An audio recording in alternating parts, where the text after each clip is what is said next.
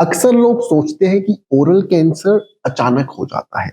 जैसे आज सब नॉर्मल है और कल अचानक से पता चला कि कैंसर है। लेकिन सच ये है कि कैंसर अचानक नहीं होता। बॉडी आपको महीनों और सालों पहले सिग्नल देना शुरू कर देती है। बस हम उन सिग्नल्स को इग्नोर कर देते हैं।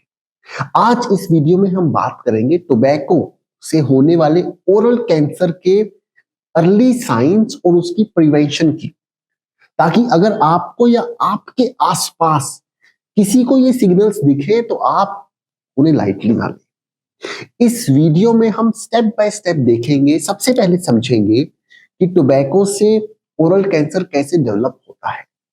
फिर देखेंगे वो अर्ली साइंस जिन्हें आपको लाइटली नहीं लेना चाहिए, जैसे व्हाइट पैचेस, रेड पैचेस, बार बार होने वाले अल्सर्स या माउथ में कोई लंप।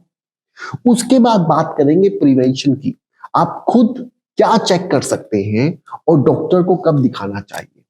और सबसे जरूरी, क्यों टोबैको छोड़ना ही सबसे इफेक्टिव प्रिवेंशन है और कैसे आप इसको प्रैक्टिकली पॉसिबल बना सकते हैं। अब सबसे पहले समझते हैं कि टोबैको से ओरल कैंसर डेवलप कैसे होता है।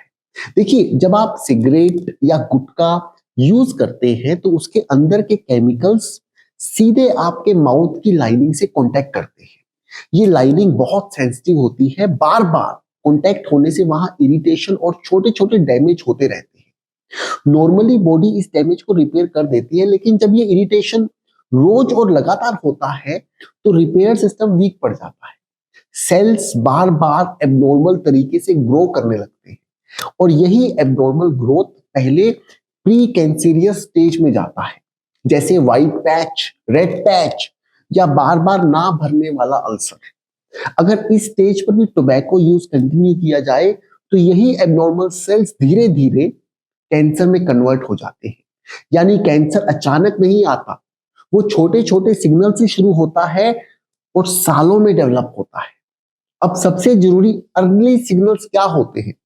ये वो छोटी छोटी चीजें हैं जिन्हें हम अक्सर इग्नोर कर देते हैं।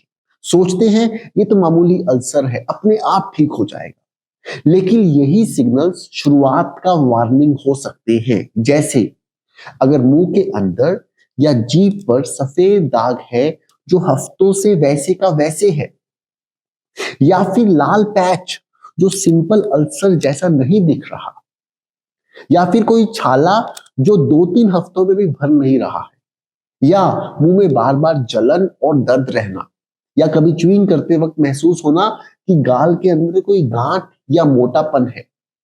अब आप सोचिए, क्या आपने कभी ऐसा कुछ नोटिस किया है? ज्यादातर लोग इसे लाइटली ले लेते हैं, लेकिन अगर ये 2-3 वीक से ज्यादा चले तो डॉक्टर को दिखाना बहुत जरूरी है, क्योंकि अर्ली स्टेज पर पकड़ा गया ओरल कैंसर इजीली ट्रीटेबल होता है। अब बात प्रिवेंशन की करते हैं। सबसे पहला और सबसे सीधा स्टेप है टोबैको छोड़ना। सिगरेट, बीड़ी, गुटखा, इनका कॉन्टेक्ट ही ओरल कैंसर का रूट कोज है। जब तक ये हैबिट कंटिन्यू होगी, रिस्क हमेशा रहेगा। दूसरा, अपने मुंह को खुद चेक करना। मंथ में 1-2 बार मिरर में जीभ, मसूड़े और गाल अच्छे से देखिए। अगर कोई पैच या अल्सर 2-3 हफ्तों से ठीक नहीं हो रहा है तो लाइटली मत लीजिए। तीसरा, रेगुलर डेंटल विजिट। हर 6 महीने में एक बार डेंटिस्ट को दिखाना सिंपल हैबिट है, लेकिन इससे बहुत अर्ली स्टेज पर सिग्नल्स पकड़ लिए जाते हैं। यानी प्रिवेंशन कॉम्प्लिकेटेड नहीं है। रूट कोज हटाना, खुद ऑब्जर्व करना और डॉक्टर को टाइम पर दिखाना, बस यही 3 चीजें आपकी सेफ्टी नेट है। जरा सोचिए, कितनी बार आपने या आपके आसपास किसी ने मुंह में अल्सर, पैच या पेन को इग्नोर किया है, सोचकर कि ये तो अपने आप ठीक हो जाएगा। लेकिन अगर कोई अल्सर या पैच 2-3 हफ्तों तक सेम रहता है तो वो नॉर्मल नहीं है। प्रॉब्लम ये है कि हम सिग्नल्स को तब तक लाइटली लेते रहते हैं जब तक पेन अनबीरेबल ना हो जाए, और तब तक डिजीज कई स्टेप्स आगे बढ़ चुकी होती है। सोचिए, अगर वही सिग्नल्स अर्ली पकड़ लिए जाएं तो एक छोटी सी डॉक्टर विजिट एक लाइफ को बचा सकती है। कैंसर वीकनेस से नहीं, इग्नोरेंस से डेंजरस बनता है। क्लैरिटी ही असली प्रिवेंशन है।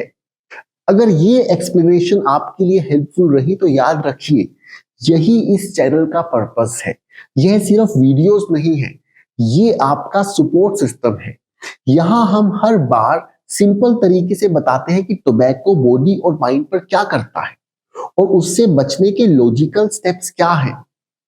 अब मैं आपसे जेन्युइनली जानना चाहता हूं, इनमें से कौन सा अर्ली सिग्नल आपके लिए सबसे सरप्राइजिंग था?